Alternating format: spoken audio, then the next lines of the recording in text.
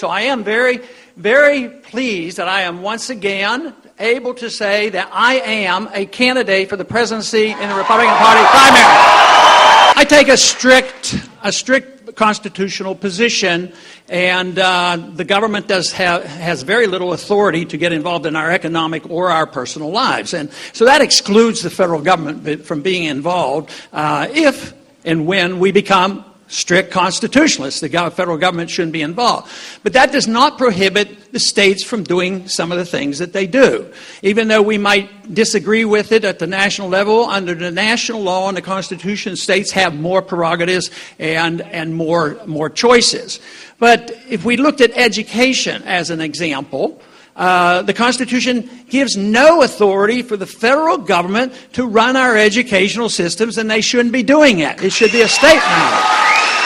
Your right to take things into your body, such as nutritional substances, should never be regulated by the federal government and absolutely never regulated by the United Nations. Our society and our country has been great. We have been very generous when people really get hurt. Not only in this country we go to help people, but around the world. I mean, when there are earthquakes and other things, we as a people have been very, very generous. I'll tell you what, that's going to end because our economic policies in this country is destroying our wealth. We're not going to have any money hardly to take care of ourselves, let alone help the world. I am convinced that if you think things through, you can figure out how the free market and sound economic policy and sound morality and the Constitution will help us. Does that mean no government? No, the government should be providing a sound currency. They should enforce contracts. They should not be destroying your property rights. They should be protecting your property rights.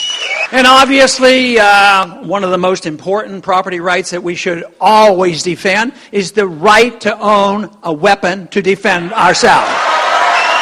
And so you don't have to be an isolationist. It just means that we stay out of the internal affairs and all the conflicts and the civil wars and the religious civil wars, especially going on in the Middle East. I don't believe we have to be involved in that. I think we make more enemies for it, and it is bringing us down financially.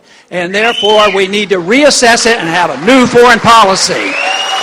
Default is on you.